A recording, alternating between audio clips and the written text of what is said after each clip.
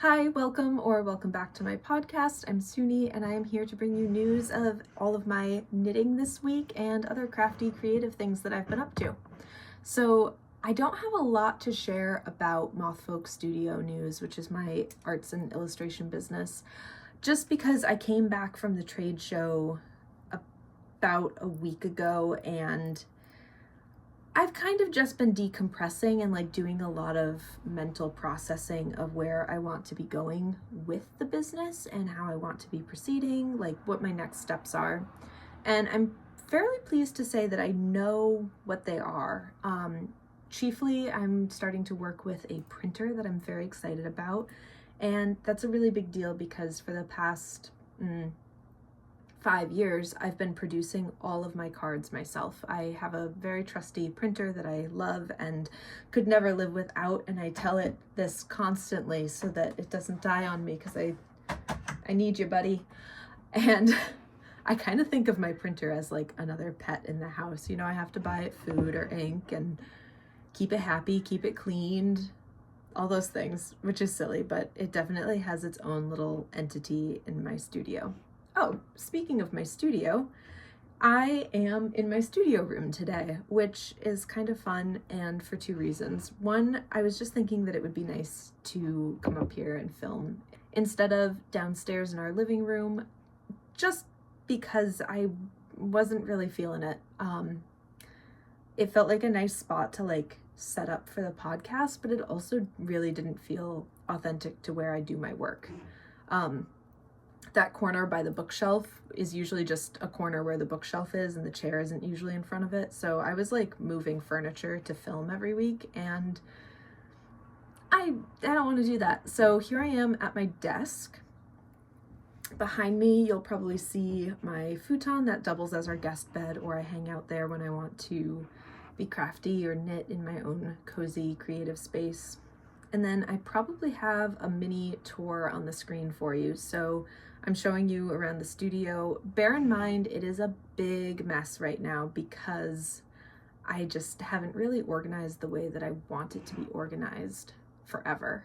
I moved in here May of last year and I'm looking around and there's just some things that I want to make better. For example, the wire rack that has all of my supplies and materials and, knitting bits and ingredients and everything. That shelf I would really love to replace with wall shelving, maybe even a built-in, and then baskets to organize things better. But all in all, it's working, it's functional, and I feel creatively inspired by having everything available to me. So it's working, although a little bit of a chaotic mess and piles of things.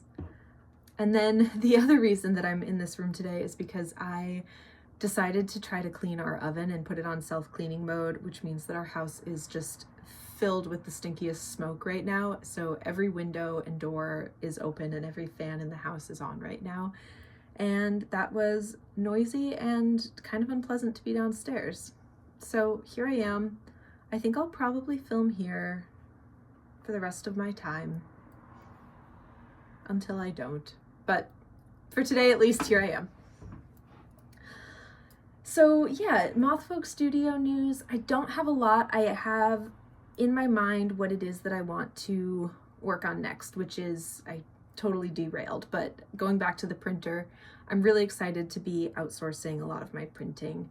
I think it's been very cool to say that I produce everything myself, but at a certain point, I can't keep doing it all myself.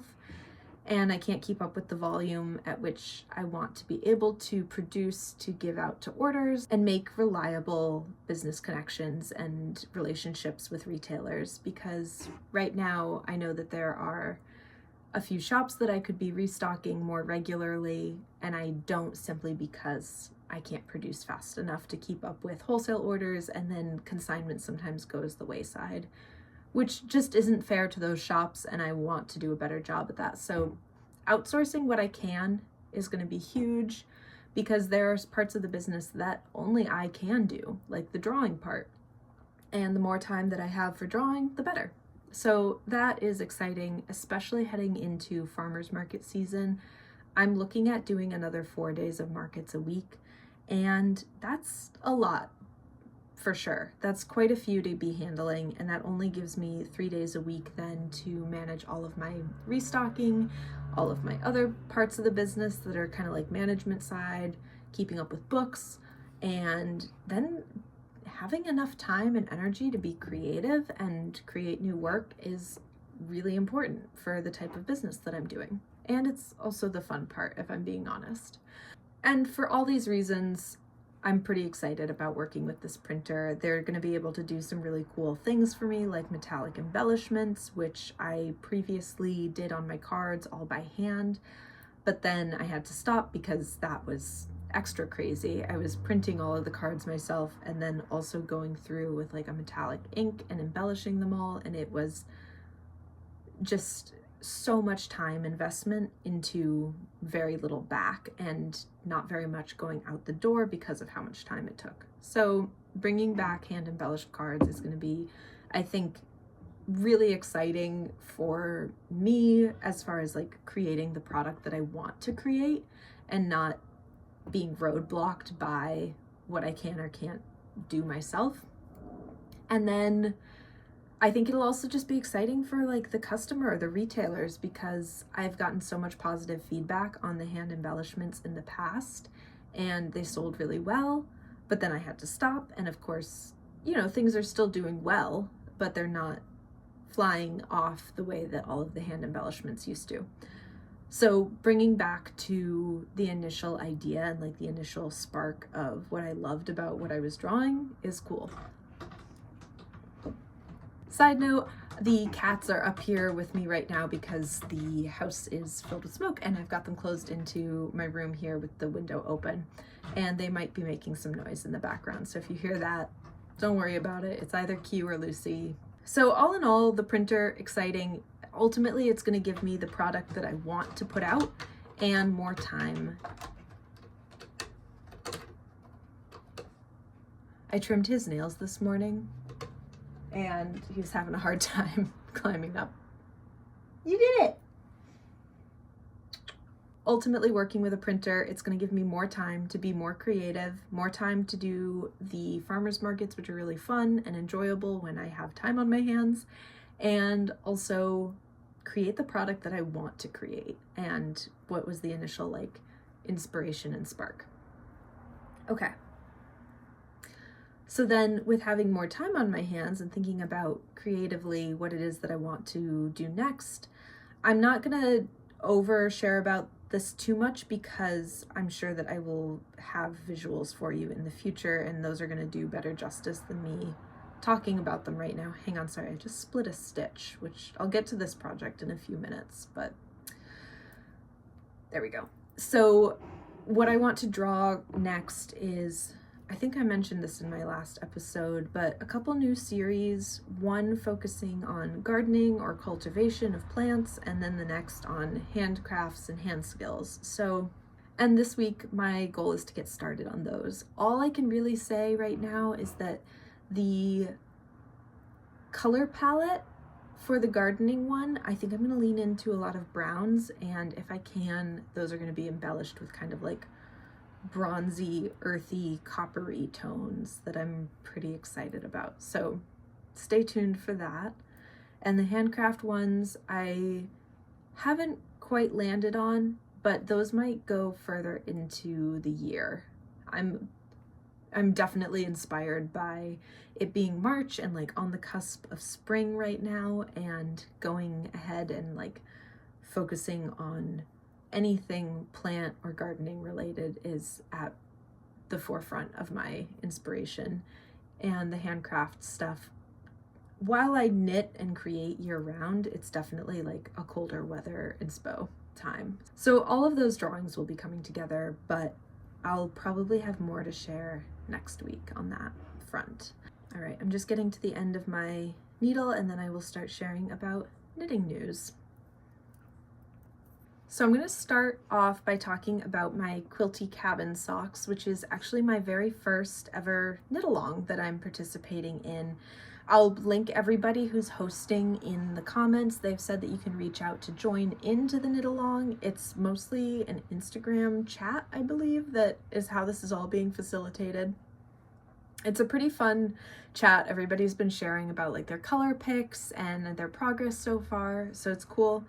We all cast on, for the most part, on Saturday the 22nd, and I have made very minimal progress. I'm actually, let me count my rows here. So I am almost done with my ribbing. I have just a couple more rows, and then I'm going to go into the body of the sock. And then once I'm in the body, I'm going to be using my contrast color, which is this kind of like maroon wine color, as the contrast. I honestly haven't decided if I want to do the cuff this color and then the body of the sock this color and make the quilt stars the brown, and then have the brown be the heel and the toe as well. I really, for whatever reason, love a sock that has like a different toe or a different heel. It just looks very sock to me. So I might do that, and especially having the cuff be a different color could be fun. And so those are my colors, and I should probably tell you which yarn I'm using. So this is the EYB Tenderfoot Easy Care Merino blend. It is 75% merino and then a 25% polyamide and super fine sock yarn. Here's the label. So I'm using the colorways, this is dark oak, and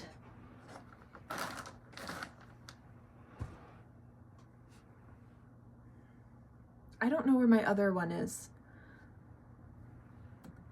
Let me check Ravelry. All right, well, I am pulling up info about my yarn choice on Ravelry. This is a good time to tell you that I've been doing a much better job lately of, well, I'm doing it for the first time. I've been adding in my projects to Ravelry and a lot of notes, so I'm kind of excited about that. All right, so this is Euro Yarns Tenderfoot. This is the colorway Bordeaux Red. Yes, Lucy, Bordeaux Red. And then dark oak is the main color. Here we go. I do have to note that the lighting in this room is definitely not as good in the afternoons, which is when I get time to record. So I'll try to add in pictures, now that I've learned how to do that, which is so exciting, onto the screen so that you can see the colors. Maybe they're here. All right. Anyway, what was I saying? So yes, working on the Quilty cabin socks, those are my colors and my yarn, and I'm like definitely excited about how I'm going to organize it and mismatch or match, or how I'm going to use the colors to tell the story of my Quilty cabin. Okay, now a few things about knitting these socks and my pattern and the knit along. Sometimes I start talking about a project in this podcast form, and then I think I should probably stop and re-record, but I'm already in too deep. So you know what, if you're here and you're living for it and you know what a knitting podcast is and you're cool with it being a little bit chaotic, I'm happy you're here, and I'm happy to be chatting about my knits with you. So thank you. All right, I started this project and I cast it on. I want to share a few details about this project. One is that when I knit up my gauge swatch, I did knit it flat as opposed to in the round, so that might be part of what I was finding, but I was not meeting gauge at all for this pattern. In fact,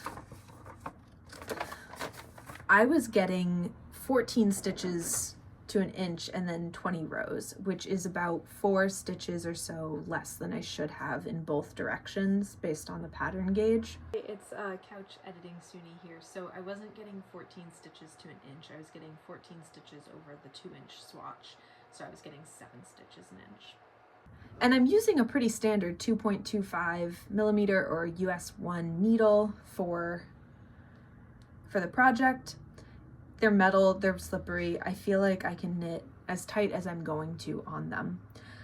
But I still wasn't getting gauge, so that took a little bit of math and like deciding what size I was going to make. So ultimately I had to up my size from a regular like 64 stitch cast on to a 72 stitch cast on. And if I were on gauge, that would give me exactly my foot circumference, but I'm a little bit off gauge. And to be perfectly honest, I don't know what size these socks are going to turn out to be. From the cuff, it's kind of hard to tell exactly how it's going to turn out because I used a really stretchy cast on. Actually, it's just a long tail cast on, but between each stitch I used about a fingertip's width to like hold the stitches apart and keep it real loose. So it's really stretchy. I don't think I'll have any issue getting it onto my foot, although it definitely does flare and looks not the best. But for socks, I almost always am going to go for functional over how nice it looks. Well, that's not true. There are a lot of instances where I'm going to go for how it looks really nice, but for these socks, I'm happy to have them be more functional. Because my gauge is off, I haven't knit on needles this small in a really long time. I used to do a lot of tiny knitting, and I haven't in a while, and my gauge generally, and what I'm finding is just that it's looser these days. I have a lot of hand, wrist, elbow, shoulder, arm, everything kind of joint pain. And so, hi Lucy. So it's kind of tough for me to knit as tightly as I once did or as I want to. And I just don't know how these are going to turn out. But the thing is, if they turn out a little bit small, I have people in my life who would love these with smaller feet than me. And if they turn out perfectly, I will wear them and love them. And if they turn out a little bit bigger than they're intended to, I also have people in my life who would love these who have bigger feet than me. So I'm feeling really open about going into this project and just seeing what happens and learning about my knitting through it, and then it will be what it will be. I've said this before, but I'm much more of a process knitter. Whoops. Throwing my yarn around. I just think I'm much more of a process knitter than the end result product. I obviously enjoy wearing what I've made or displaying it or anything like that, but I'm so much more motivated to create. And knitting for me, I've said before, is just like therapeutic time. I enjoy it very much. And goodness, I can't keep these in my hands. I keep dropping them. But I'm gonna enjoy making these, so I'm not worried about it. The other thing about me not meeting gauge is that I did think about going down in needle size. Again, I'm at US 1s or 2.25 millimeter. Because of all of my arm hand pain and the fact that I haven't been knitting on this small of a needle in a very long time, I can't size down. My hand has been cramping so bad on this project. I cast this on Saturday. Saturday was the start of the knit along, so I cast it on then, and I've made good progress, but not as much as I could have if I was just like knitting on this project. I think in my head I could be already beyond the quilt squares and like maybe even to the point of starting the heel flap with how fast I can knit generally.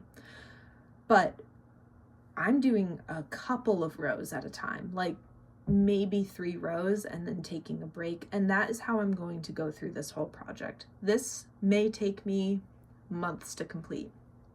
In fact, as soon as I cast on and I started working on this, I was like, I don't know if I can keep doing this. I'd made it like 4 rows in, and I looked at my boyfriend and I was just like, I think I have to give up. This isn't gonna work. And then I thought, you know what? I'm just gonna sleep on. I'm gonna let my arm rest. I like slathered it with arnica for the night, which I normally do whenever I have like knitting injury or injury pain kind of thing. Just arnica cream all night long. And so I slept on it. I didn't pull it out. I didn't just like give up. And I woke up the next day and I just worked a couple of rows and I felt okay. So I thought, all right, let me just get through the ribbing of the cuff and let me see how it feels in stockinette stitch, because most of the sock is stockinette.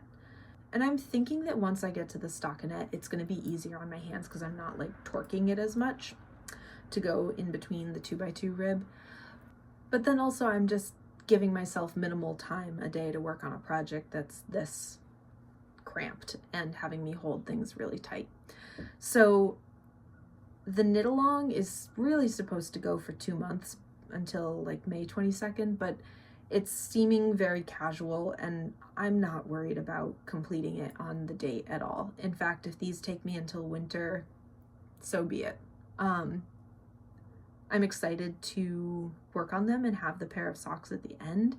And then there's also always the chance that like as I'm working on it, my hands are going to get more accustomed to working on smaller needles again and be just fine. So I'm going to keep going and see how it is, knowing that my gauge is off, knowing that I can work on it really, really slowly, but that's fine. I feel a little funny about doing a knit along while having these very loose parameters for myself, because in my mind I'm like, no, it's a knit along. I'm supposed to be knitting along with everybody and everybody else is like cruising. But the thing is, I'm just like so happy to have found knitting community online. I think there are people in my life who I can talk about knitting with, but I really love talking about it and I'm kind of nerding out about it a lot lately. And if you're watching this to this point, I'm assuming that you're also probably nerding out about knitting a little bit. So it's just cool that there's a space for that. And finding like an Instagram chat community or a Discord community, or even just like sharing my own YouTube, watching other people's YouTubes, being a part of a knit along. It just feels like there's something out there to kind of like anchor, and I'm really appreciating that these days. So very cool, very excited. I'm realizing I forgot to mention who the Quilty Cabin Socks pattern is designed by, and it's by Horse Feather Fiber Arts. So this pattern is on Ravelry.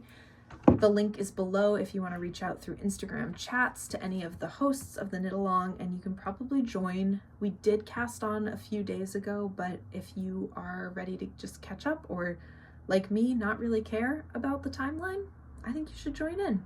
Why not, right? I'm actually going to keep working on the cuff here while I'm talking, just because I'm finding that I wave my hands around a lot less when I have knitting projects in my hands while I'm talking. So I'm going to keep them in my hands, and then as I'm talking, I will show you the other project. So as you may remember from the very first video that I put out, which was my every work in progress project that I had going on at the time, I have been working on a Heirloom Quilt Cardigan by Katrin Seeberger for about a year and a half. Yeah, I started it in August of 2023. So, or September, or maybe September. Pretty much the moment the pattern came out, I was on it. I was so excited. I'd been watching her Instagram for the pattern release date, and I was just excited to get into it. So I've been working on this pattern for a while. I started with a lot of excitement for it. I was whipping through the squares, and then I either just stopped knitting for a little while or got distracted. But regardless, the whole project went into hibernation for a little while, and I am back on it now because I would like to get it done and I'd really like to wear it.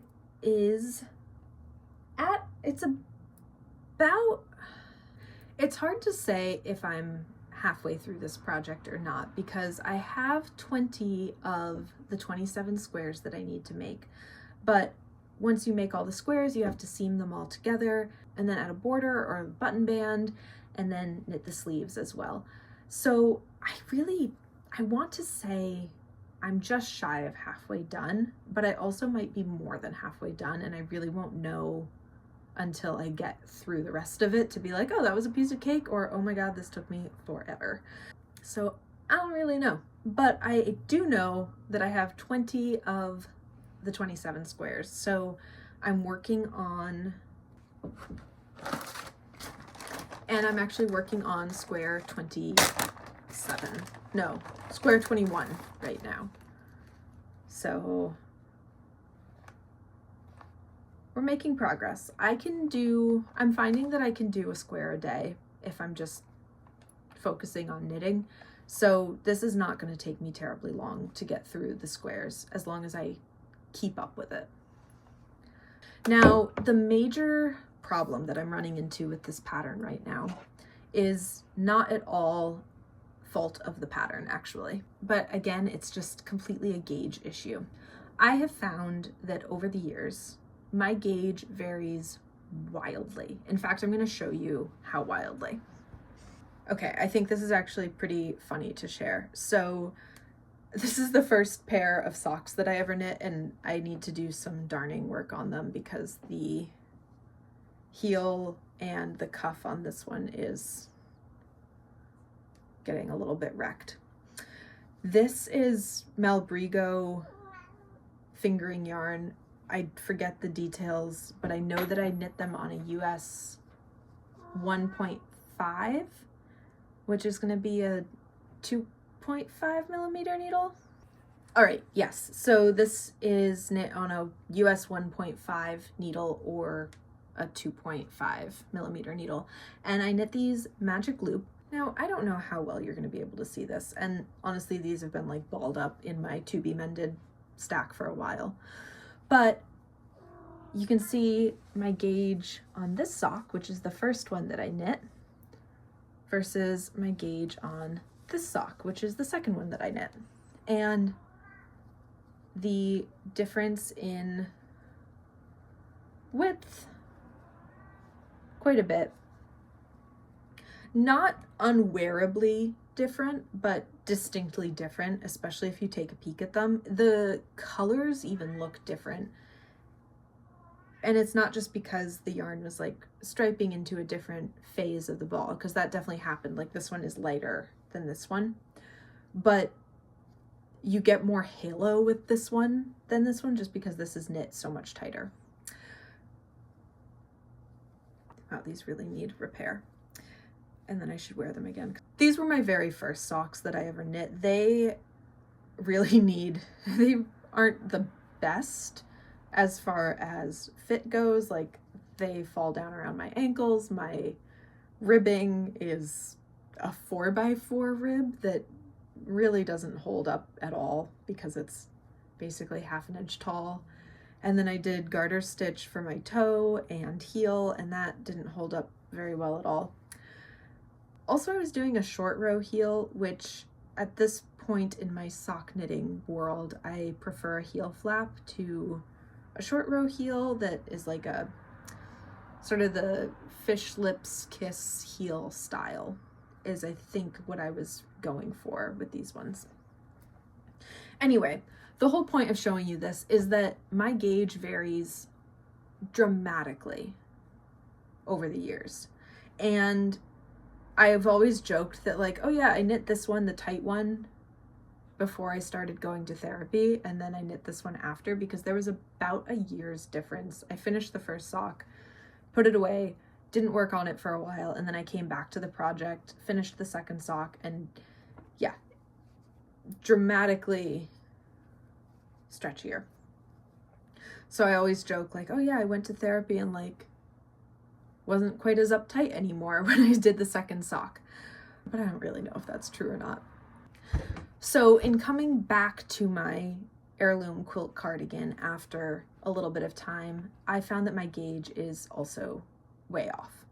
So here's a square that I was working on a year ago, and pretty tight enough, maybe even on the loose side, but like I would say standard. It's not super tight, it's not super loose. Like there is give, there is flex. This was meeting gauge, all good. And then I've picked it up again and I've been working, and Bear in mind, this is not blocked, but I'm knitting so loose. Look at this, like dramatically loose. In fact, when I hold these up together, and the gray one isn't blocked yet, I'm getting like an inch more width and like that much more height on all of my squares. So I am comically off of gauge right now, which is of course posing a little bit of a problem for how to construct this sweater. So when all the blocks are done, they get seamed together end to end and then side to side. And I don't want to go into too much detail, but you can kind of see in my pictures that I'm adding here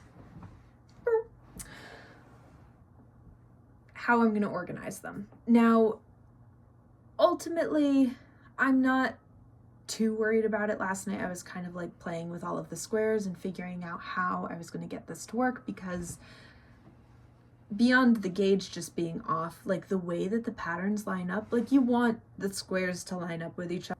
You want the stars to align. When they're off by this much, like I can't imagine seaming these two together and it looking even remotely good. I just can't live with the gap, basically. These are too floppy. Let me grab one that's blocked. This one has been blocked, and I wouldn't say this one isn't even as stretchy and off gauge as the other one that I was just holding, but it's still pretty bad. And if I tried to seam these together, I don't know why this is so hard to show, but if I tried to seam these together, you can see not good. At least not what I want. So how am I going to deal with this, you wonder? Well, thankfully, I have 13 of the tight squares, which means that the two front panels, which are each 6 squares, so 12 altogether for the front panels, I can arrange all of my tighter squares on the front, which means that they'll all line up pretty well. Excellent. And then that means that all of the ones on the back are going to be my looser or bigger squares.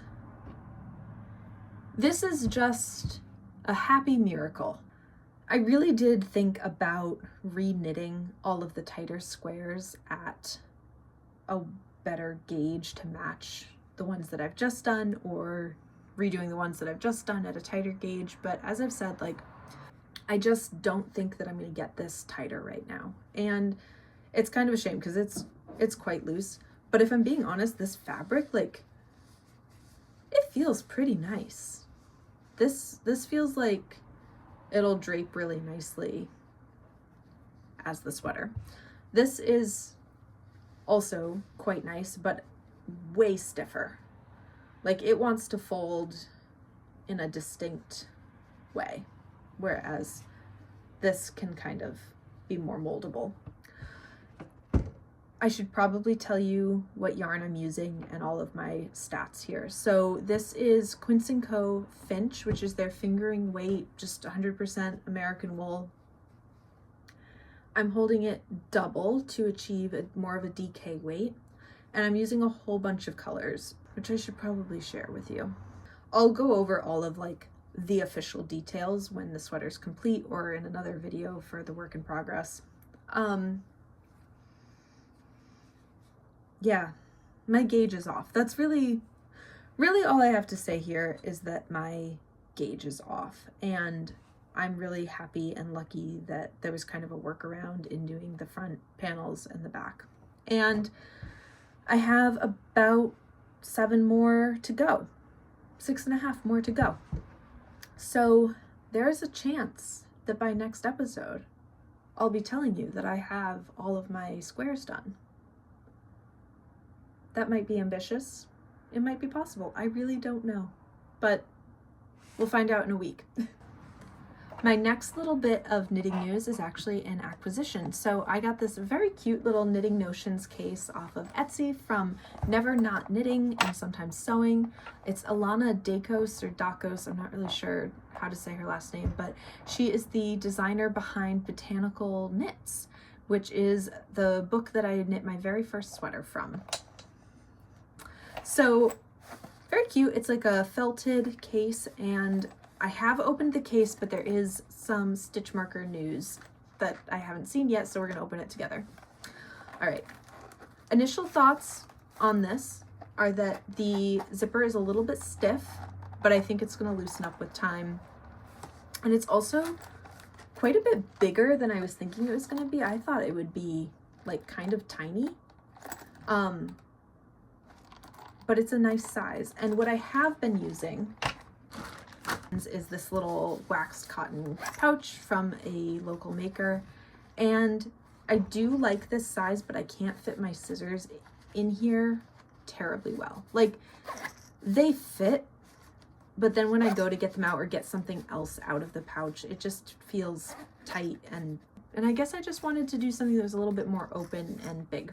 So this one. Now, you can get the case just as itself, but you can also get it with these fun additions. So there is a retractable measuring tape, which is very helpful. Oh, this reminds me, I've added my measurements into the description. So if you need to know those so that you understand what I'm making and the sizes that I'm making, they're now in my description box. So that goes right in here, and then they come with, in here, very cute little scissors. So tiny. I'm gonna have to put my hand behind here for this. Such tiny little scissors, but perfect for snipping your ends.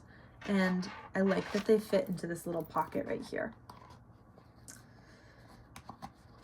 So scissors, and then there's also this lovely little loop here for stitch markers, and these stitch markers just came with the pouch.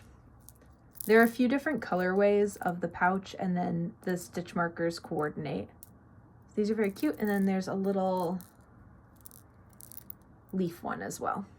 So all in all, very cute, excited about this. And then I also got some additional stitch markers that we will open together. Oh, and I also got a sticker. It's really cute. I'll show you. It just says, "This kitten won't stop knitting," because I won't. Okay, and then next I did get a couple of other stitch markers. Now, what drew me to these particular stitch markers on Etsy is that they looked really tiny, and I don't like big dangly stitch markers or progress trackers. Like, I just don't want these big things flopping around in my hands. And of course that makes sense when you're doing tiny stuff. Like, yeah, you want a tiny stitch marker like this, these little like Cocoa Knits metal colorful ones. And those are what I normally use. I normally use Cocoa Knits, just their metal stitch marker flight. Actually, I have all of their sizes and shapes, and I usually really like them, but they're not, what am I trying to say? I guess I get a little bit stitch marker jealous because there are so many cute stitch markers out there. And I like the idea of the ones that are big and, like, you know, they're cute. Why wouldn't I want them? But they always seem too big and floppy, so then I can't get them. And I just use very generic round or clip-on kind of stitch markers. Like, I forget what brand these are. I think they're Clover. They're like the most generic stitch markers, blocking stitch markers, or I use the Cocoa Knits that are just gaskets, actually. Like, you could just go to the hardware store and get these. They're rubber. And then the other stitch markers that I use are all in here. This is actually a really cute little wooden bottle that my mom got me from the New Hampshire Muster Farm field days a couple years ago, but listen to this. Do you hear that? It's got such good closure. But yeah, I usually use like, oh dear. But yeah, I usually use the Cocoa Knits stitch markers in, uh-oh. That is gone forever. It went behind my desk. That's okay. I normally use these Cocoa Knits stitch markers and they're fine. They're very simple. I guess I like a really simple stitch marker, but they're not, and they're cute in like a minimalist way, but they're not cute in a doodads dangly kind of way that I've been getting jealous about. So back to my unboxing. Never Not Knitting on Etsy had stitch markers that looked tiny and cute, and I got excited and I got quite a few. So I will say they are, I'm looking at them, this is my first time seeing them. They are bigger than I have such a case of the dropsies today. Again, okay. So they're all quite a bit bigger than I thought they were, and not any fault of the listing other than I was probably looking at it too late at night and excited. Okay, so I got 3 sets in addition to the ones that came with the little pouch. First set. I really like this one. It's kind of like beads that look speckled like a bird's egg, and then there's one marker that looks like a little bird as well. Very cute. You know, these are lightweight and tiny enough that they're not going to be an issue. They're not heavy. I will say they're not heavy, which is what I'm normally avoiding with a stitch marker. They're pretty lightweight. And then the next set, this one has quite a few on it. This is all little like autumnally things. So there's, oh, these are hard to show. I'm actually just going to add the photos from the Etsy listing so that you can see them clearly and nicely, but I'll hold them up while I'm talking about them. So this set is very cute. It has an actual like progress tracker that has a lobster claw clip for this acorn. Cute. I like them. I really like acorns. And then the next one that I got is this little like bunny selection. These are really lightweight too. The big bunny progress tracker is also very lightweight. That might be my main progress tracker because it doesn't feel like it's going to get heavy enough that it'll pull what I'm working on. Okay. I'm not going to lie. I wish that the beads and the like dangly bits were a tiny bit smaller, but I'm also looking at them like this bunny. How could that bunny be smaller? Like, it's pretty small. All in all, I'm happy with these. I have cute stitch markers, and I have my very like functionally simple Cocoa Knit stitch markers. I think I have all the stitch markers I'm gonna need now. I might even have too many. Oh, and then I should also show you, a friend of mine made me a stitch marker. That is this little glass mushroom, which feels like it's just filled with so much magic, and she made this for me and was so excited about it. And I think that that's very sweet. I will have to put this on a project with some bigger needles, but I love it. And also we were joking about how it has a funny little like wiggly weight to it when you put it on your finger. So yeah, I am set on stitch markers for a while. So that's been a fun little acquisition moment with my stitch markers that I'm now trying to organize into my kit here. Oh my god, this looks ridiculous. Look at how many there are in here now. That's too many. I went a little crazy. I went a little overboard, but they are super cute. So I just need to start a lot of projects now. So just a reminder, those were all from Never Not Knitting and Sometimes Sewing. It's Alana Dacos, and she's on Etsy. All right, and then the last little bit of kind of acquisition or update on queued projects is that I'm going to use my linen yarn that I got from Maine, the Quince & Co. Sparrow in the colorway Pigeon. I'm going to be using that for the azalea top for sure.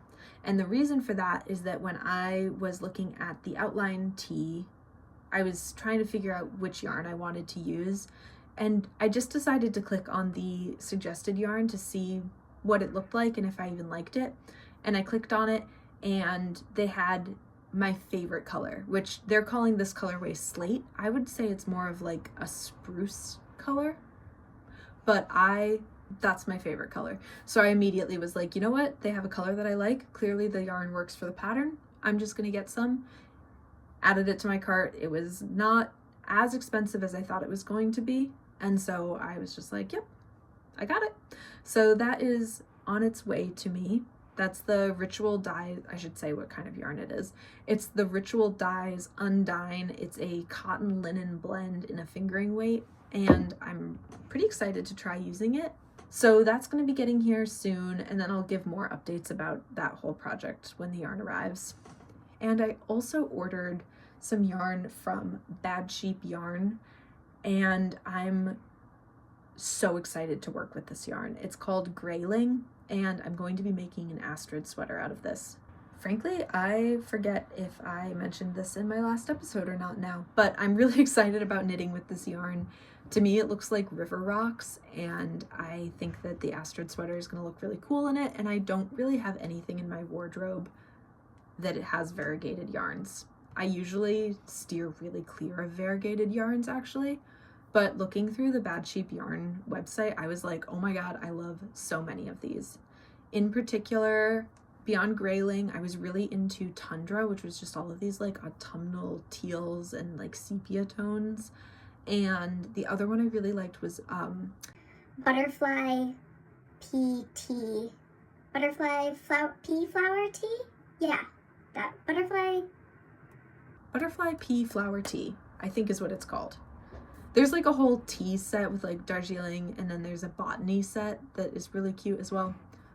I'm sure I'm putting pictures on the screen for you to see what these look like. But I had a hard time not getting all of the sock yarn, but I'm glad that I didn't in retrospect, because here I am working on these socks and I'm like, oh my god, my hands are tired. And I don't know how much fine sock knitting I'm going to be able to actually do this year. So I'm going to get through this pair, see how I'm feeling. I might order more. They do have quite a variety of weights and different types of yarn as their base though, so I might go back and just get worsted weight to knit socks out of, like that butterfly pea flower tea option, because to me it looks like summer storybooks, like summer picture books as a kid. We used to have this like library program where you had to read a certain number of books over the summer, and you'd like go and get your stamps at the local library. And I don't know why, but that yarn looks like that to me. It looks like climbing trees in the summer reading a picture book. So I really want to knit socks out of that. Plus, as I've shared, I wear a lot of neutrals or gray. Like I wear a ton of just gray. And the place where I feel like I can get really like colorful and fun are socks. And so I really lean into that. Maybe not with this project, but for some of the yarns that I was seeing, I was like, oh yeah, I'm gonna make socks out of you. So when that yarn arrives, I'll talk more about it, and I'm sure I'll show it to you, but I've been very excited about it, and I don't even know when I'm gonna start that project. So that's pretty much all that I have for you today. My goal next week is to have all the squares of the Heirloom Quilt Cardigan done. So hopefully a big update for you there.